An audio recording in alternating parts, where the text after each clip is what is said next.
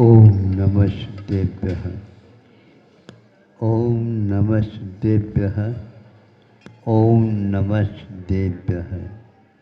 अहिंसा परमो धर्म की। आचार्य गुरुवर श्री कुंड कुंड भगवान की।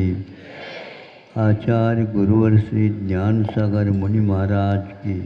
जय बोलो परम पूज्य संत श्रमणी आचार्य भगवान विद्यासागर जी महामुनि राज जी की, समस्त आचार्य संघ की।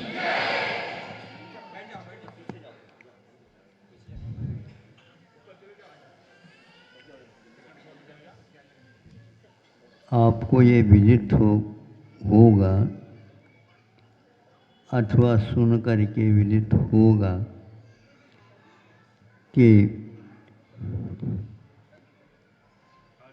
भक्त बने बिना भगवान नहीं बन सकता।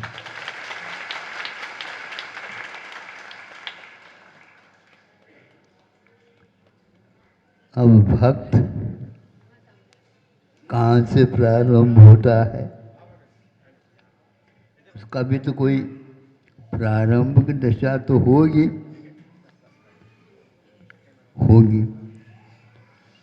अब उसके अंतिम छूर कहाँ चला जाता है, जहाँ तक उसे भक्त बनना है। इसके बारे में भी कभी सोचा आपने? भगवान कहने से अनंत परमेश्वर की ओर दृष्टि प्राय करके होती है, क्योंकि जो देखने में आ जाते। तो अरहंत परमेश्वर भगवान तो है, लेकिन वे भी भक्त हैं। कैसे महाराज? वे भक्त हैं, भजन कर रहे हैं इसलिए भक्त हैं, भक्ति कर रहे हैं इसलिए भक्त हैं। उनकी भी भक्ति होती है तो वेदी में तो हम भगवान कह करके उनको नमस्ते करते हैं, किंतु कभी उनको तो हमने नहीं पाया कि वे भक्ति कर रहे हो। ये तो बात है। हमारी भक्ति में और उनकी भक्ति में तो तुलना करिए। इसमें क्या तुलना है? हम बार बार उनके सामने अर्घ चढ़ा रहे हैं 1008। हाँ, वो तो वो एक भी अर्घ नहीं चढ़ा। हाँ, उनके अर्घ अनर्घ प्राप्त करने के लिए अभी कम पड़ रहे हैं। आप उसमें कुछ जा कर के डाल दो ताकि उनकी भक्ति पूर्ण हो जाए।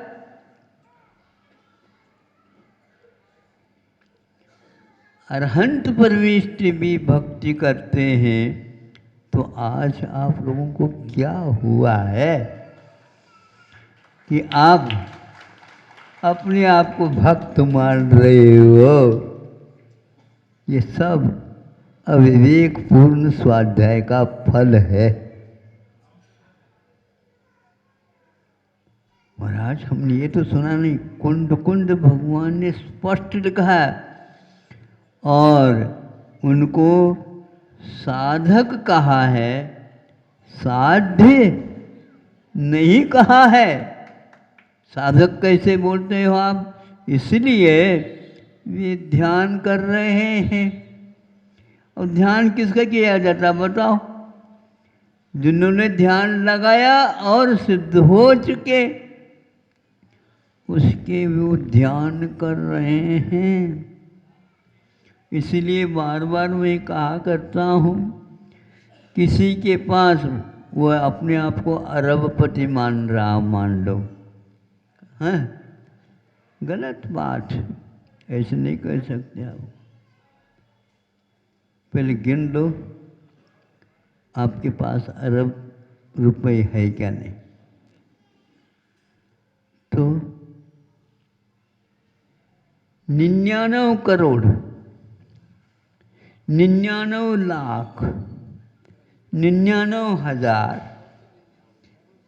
999 99 रुपये और 99 पैसे, फिर भी उनको हम अरबपति नहीं मान सकते। तो उसी प्रकार अरवंत परमेष्टि भी अभी भक्त है, अच्छी ढंग से सिद्ध परमेष्टि की आरती उतारे महाराज। क्योंकि पहले ही संकल्प में पंचमुष्टि नोच करते समय नमः सिद्धेभ्य, हमारे मुख में तो नमो अरिहंता नमो निकलता, तो वो कभी भी नहीं। नमः सिद्धेभ्य है। सिद्ध परमेश्वर को तो हम देख नहीं सकते। अरहंत परमेश्वर आज वेदी में बैठे हैं, वो भी नहीं देख पा रहे। और आप कह रहे हैं हमने भी सिद्ध परमेश्वर को देखा है। स्वप्न में भी नहीं देख सकोगे। जब दिन में नहीं देखा तो स्वप्न में भी नहीं देख सकते। स्वप्न में वह प्रमाद के साथ होता है। इसलिए प्रमाद के अंतर्गत जो कोई भी पर्याय आती है वह भक्ति नहीं कर सकते। किंतु अब क्या करें, प्रमाद अवस्था में भक्ति नहीं कर पाते, वीतराग भक्ति होती है। दुनिया की कोई प्रयोजन उसके पास नहीं है। इसलिए फिर किसका ये ध्यान कर रहे हैं? अरहत परमेष्टि एक स्थान पर कुंद कुंद भगवान ने कहा है, वे अव्यावाद सुख की भक्ति कर रहे हैं।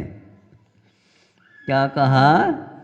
अव्यावाद, संसार में तो बाधा है। अव्यावाद तब तक नहीं हो सकता।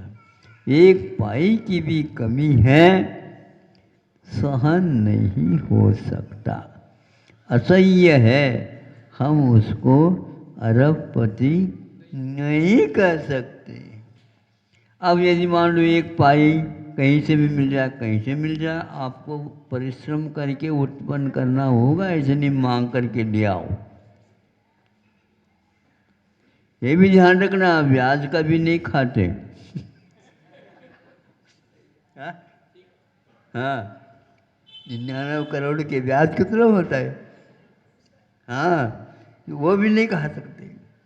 बिना ब्याज के मूल के माध्यम से ये करो। ध्यान रखना, एक पैसा जो अंतिम है, उसके लिए आपको पूर्व कोटि वर्ष तक सिद्ध परमेष्टि की भक्ति करनी होगी उत्कृष्ट रूप से। तब कहीं जाकर के उसमें एक पाई डाल सकोगे, नहीं तो नहीं। ये हमारा अनुबंध है आपके साथ। तब हम आपके लिए, हाँ, अब आप लिख सकते हो अपने आप को, मैं अरबपति हूँ। पागल हो गए आप, हैं? ऐसे अरबपति की उपाधि लेकर के अभी बैठे हैं आप। बहुत बारीकी के साथ अध्ययन करने से वे उनमें भी, अनंत परमेष्टि में भी नहीं, उनके ही नहीं, 14वें गुणस्थानवर्ती में भी भक्ति अभी चल रही है। इसलिए उनको उन्होंने स्नातकोत्तर कहा है, किंतु सिद्ध नहीं घोषित किया। अरहंत परमेष्टि ग्रेजुएशन पूर्ण किया है और स्नातकोत्तर 14 गुणस्थानवर्ती स्नातकोत्तर हुए हैं। अंतिम क्षण में चल रहे हैं और अपने वह शोध प्रबंध पूर्ण करने में लगे हैं। अभी उनको हम सिद्ध नहीं कह सकते, उनको भक्ति की कोटि में ही रखना चाहिए। अब आपकी भक्ति की जो शुरुआत यहाँ पर है क्या नहीं ये भगवान जाने, और फिर भी आप भक्त बन बैठ गए, ऐसा नहीं मिलता। भक्त का बनने के लिए भी इन सारी सीमाओं को, सीढ़ियों को चढ़ना अनिवार्य है। इसलिए आप लोगों को अपने जो कुछ भी धर्म कार्य कर रहे हैं उसके ऊपर अभिमान नहीं करना चाहिए। और दूसरी बात यह है, भूल करके भी इस भक्ति का फल हमें यह मिले, सांसारिक कोई भी वस्तुओं की मांग के साथ आप यदि भक्ति कर रहे हैं तो आपको संसार ही मिलेगा, क्योंकि उसी में आप लोगों को अटकना पड़ रहा है। और वह अटकना बहुत खतरनाक है। आपको कहाँ कहाँ तक वह यात्रा कराएगा पता नहीं लगेगा। जब निगोद में जाकर के फंस जाएंगे, वहाँ से निकलने के लिए कभी टिकट मिलता ही नहीं।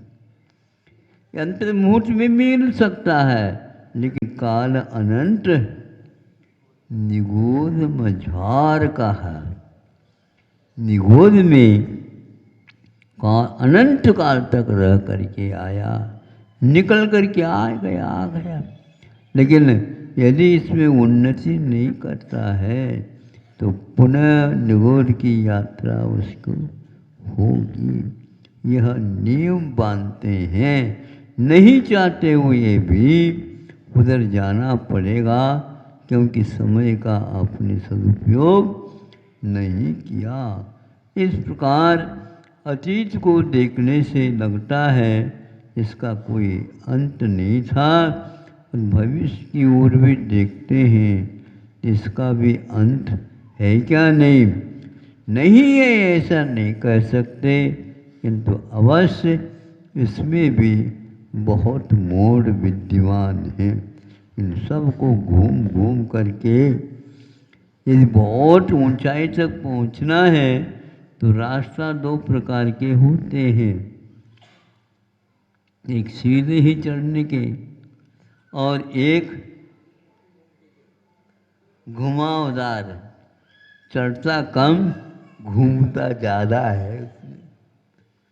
चढ़ता कम और घूमता ज़्यादा है, उसके बिना पैर उठ नहीं सकते। हमारी चाल सीधी तो है ही नहीं। जब कभी भी चौके में हम जाते हैं, जब कभी भी नहीं मतलब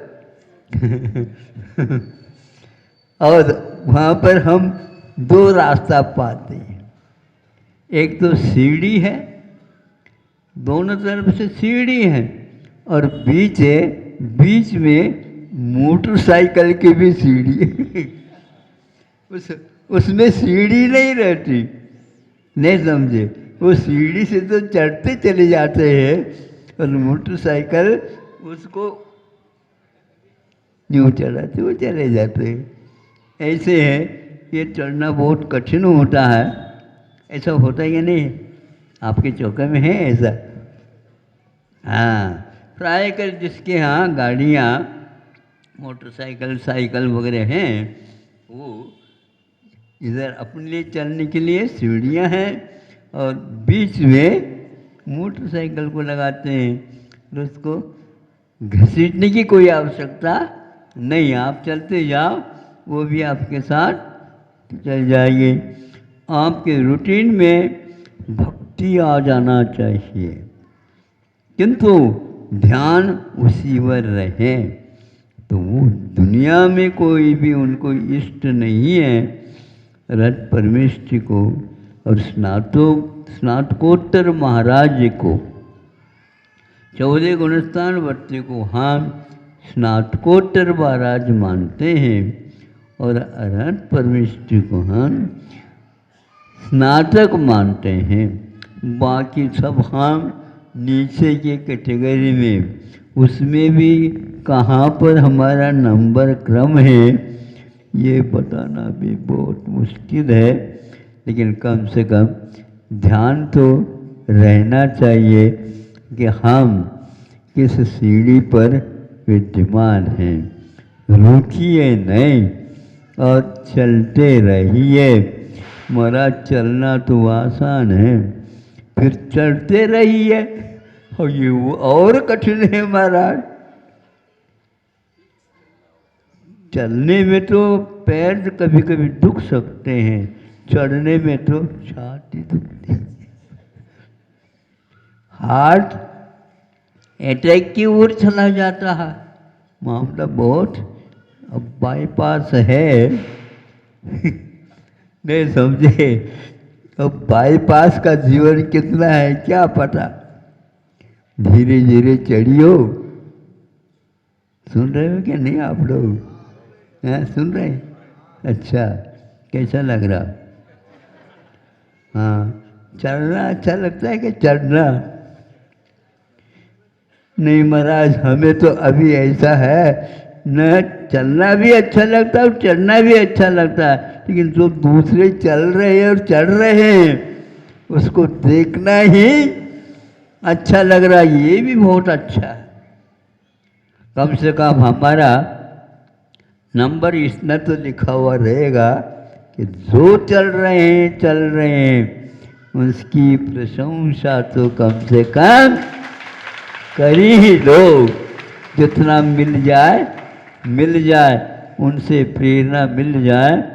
प्रेरणा लेने से प्रेरणा मिलती है, इसमें कोई संदेह नहीं है। इस प्रकार हमें मार्ग प्रशस्त किया है। अहिंसा परमो धर्म की